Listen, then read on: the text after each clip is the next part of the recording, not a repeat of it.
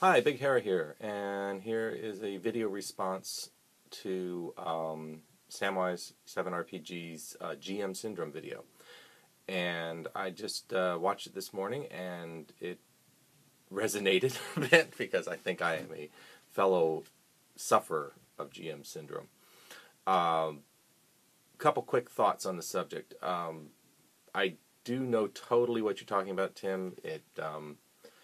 It's very much my situation in a lot of ways. I am lucky in that there are a couple other folks who are pretty experienced GMs in my group, so if I do need to take a break and pass the torch kind of thing, there are folks who have some experience running various games, and some of them are pretty good at it. And so I do have that resource, I guess you could call it. A couple things I've noticed about being the default GM. One, you tend to be the one who hosts the game. I'm down in my basement now. You can see some of my gaming maps and stuff behind me and things. And I'm not going to show you the rest of the basement because it's a complete mess. But you know, I have my painting table over there. I'm currently sitting at a 4 foot by 8 foot gaming table that I built with green felt, and also. Right now it has a 4x8 Chessex battle mat on it. Here, hang on a second, I'll show you. See there, the little hex mat covers the entire table. I've got my, spare dice for people who don't show up. I've got, tons of little minis. Terrain. Spare rule books, the whole 9 yards. And I've got the mini fridge stocked with snacks and drinks. It's that kind of a situation. So if we're going to play, it's going to be at my house. That's just how it tends to work out. That has its advantages. I don't have to worry about, taking the car and being out late or anything like that. On the other hand, it means I have a bunch of yo-yos screaming about killing orcs at 11 o'clock when the kids are trying to sleep. But anyway, so on that puts sort of a responsibility on me to a certain level because the availability of my place for the gaming location. I mean, we've changed it out a couple times over the years, but as a rule, it's my place, and that's where it happens. What else? Because you're the GM, it's kind of people look to you for the scheduling. I talked a little bit about this in my last video about large groups, where people are kind of saying, well, you're the one who's hosting, you're the one that's running, so we're kind of looking at you like, well, when are we meeting next, or can we do it on Wednesday instead of Friday, or whatever it is. And so you become sort of the social secretary for the group. I find that's been my case, at least. And then in terms of what you were talking about when you do play, a good example was just recently our group. I took a break for a couple sessions while someone ran sort of a little horror Halloween single shot adventure sort of thing, and I got to be a player for a change, which was fun. But inevitably you do find yourself sitting there thinking, I really would have handled that NPC differently, or they're going to railroad us into this, or I don't like that kind of thing. I would have run it. I would have chosen it differently. And you nitpick. You're trying to say anything out loud, but you're thinking it. And I totally hear you on that, because it goes on constantly in my head. It is an occupational hazard completely. Things I found help a little. It's not a complete fix, but it is useful. If you do have somebody, like I say, who is experienced in running in your group besides you, even if they don't do it as much, that's a huge plus. Especially if they run a system you don't normally run. For instance, we have one fellow in our group that's run a whole bunch of things like Call of Cthulhu and stuff like that. I haven't really.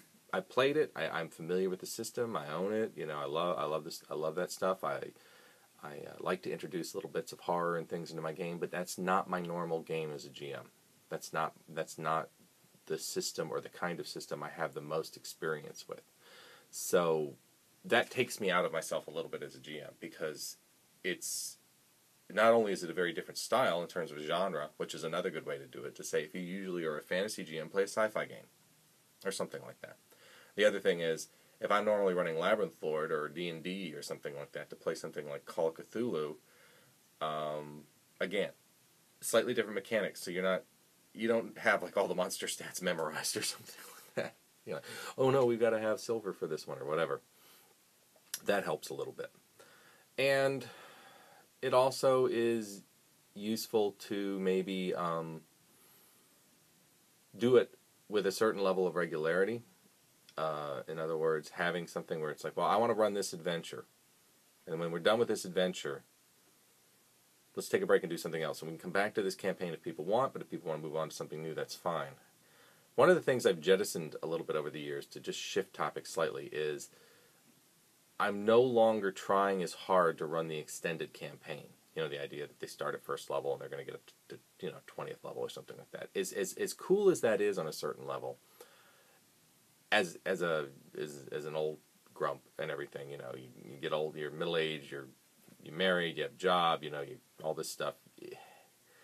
It's really difficult for people to have the time for that sort of thing, because the progression, especially in the classic games, is slow, and it's very difficult to sustain that. You can have something happen like, you know, one player moves away, gets a new job, and his hours change, whatever, and it can really throw a monkey wrench into the momentum. As a result, I've found that running, even if it's a fairly long mini campaign, to have a definite arc to it. For instance, right now I'm running Night's Dark Terror. I think I mentioned that in a previous video, which is a long module. It's not Search of the Unknown or something like that. It's a whole campaign arc. I mean, it travels all over the setting, and it does a whole bunch of sections to it. It's really a mini campaign, and